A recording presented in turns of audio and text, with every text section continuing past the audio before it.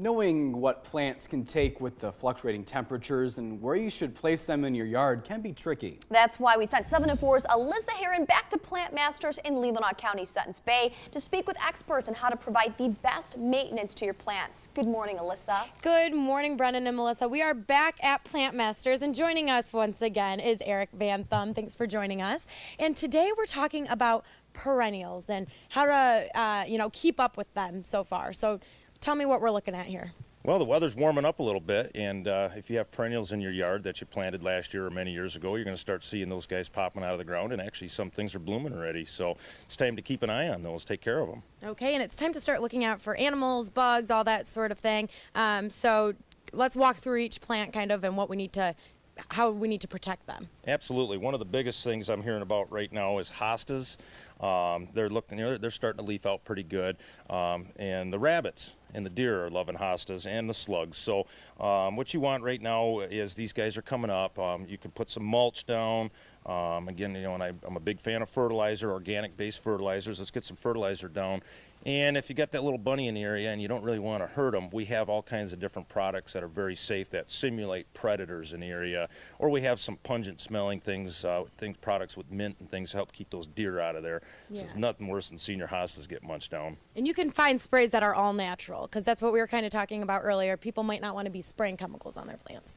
So, and then kind of walk through what we have next. What I've got here is I brought out a couple of delphiniums. Mine are budded out and blooming a little bit right now because they were in the greenhouse, but yours out in the garden may not be yet. But every year people come in with just sad because that nice, big, beautiful stalk starts to bloom and it gets real heavy with rain and like it was yesterday with that wind, bust them right off. So get the cane stakes going, the bamboo stakes, tie them up and protect them so you can enjoy those blooms on there.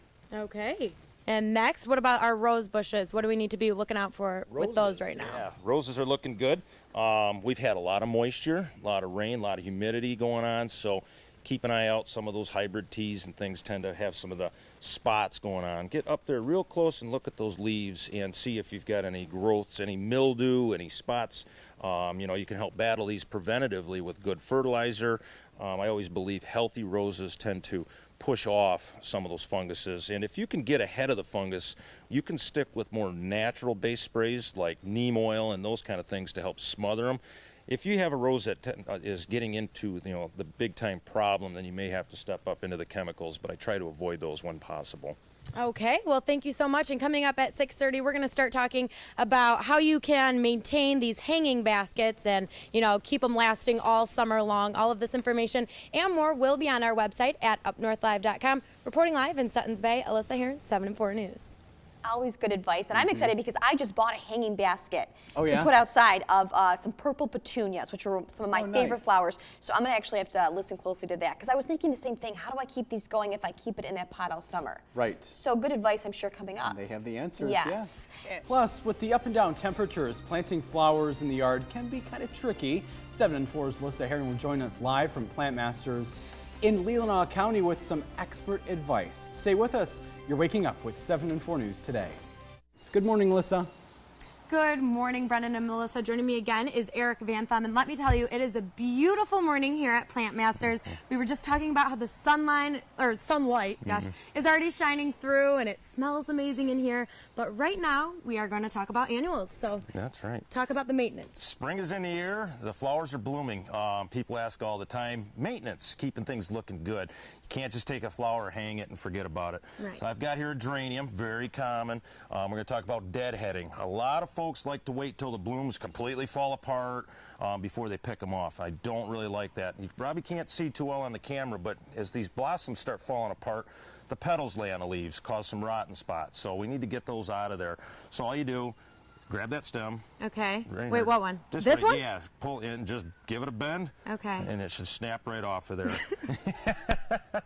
Don't worry, it's an annual. Okay. I was surprised you take the whole thing off because you Yes. were saying some people just pick in if between. if you're just going to pull at the blossoms or the petals and hope for all these buds to open up, I don't like that because we need to get these out of the way for these little new buds here. Okay. Let's just kind of thin them out, encourage more blooms. Pinching back encourages bushiness. So, okay. So let's move that out of the way. All and right. fertilize. Yes, These and so we have things like another these. popular one under Yes, here. petunias. Our petunias. There's a lot of people that have given up on petunias because they're tired of deadheading. They constantly need picking. People are, oh, well, what about the wave petunias? They don't need to be deadheaded, and I don't agree with that 100%. Okay.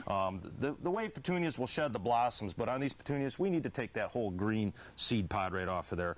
Okay. You'll see them in here. There's a couple in here, here and there, and there's a lot of them. Now, if you like picking, go for it. I don't like picking. I like feeding. I have a really, really good fertilizer made for petunias. If you use this fertilizer on petunias about every second or third time that you water, you will hardly see any deadheads on these. So feed them. Feed them a lot. And I think that's something that a lot of people might forget. They just hang these, think they're good for the summer, and then they die. Exactly. They put the water on them. There's no nutrition in water. Feed, Okay. feed, feed. Can't say All right, enough. in a few more seconds, so let's hit on this really quick. Dahlias. People, get the buds off the dahlias that are going out. You'll see some of them are a little different. They're kind of pointed, soft and squishy. Get them off of there, otherwise these will quit blooming. And feed them again, too. They like a lot of fertilizer. And if you want to use an organic fertilizer, that's fine, too. It's a little different with organic fertilizers. Make a tea. Get a watering can. Put some of that organic fertilizer in the bottom. Let it stew for an hour or so and water with it. Wonderful. Well, we're always learning great tips from you, so thanks for joining us again this morning. I'm going to send it over to Joe Charlevoix to tell you what your forecast will look like today and see if you can get out in the garden. Joe? Yeah, thanks a lot, Alyssa. And actually, I don't think it's going to be too bad of a day today. We do have some stronger storms coming in, but not until 4 or 5 o'clock this evening, so the majority of the day good.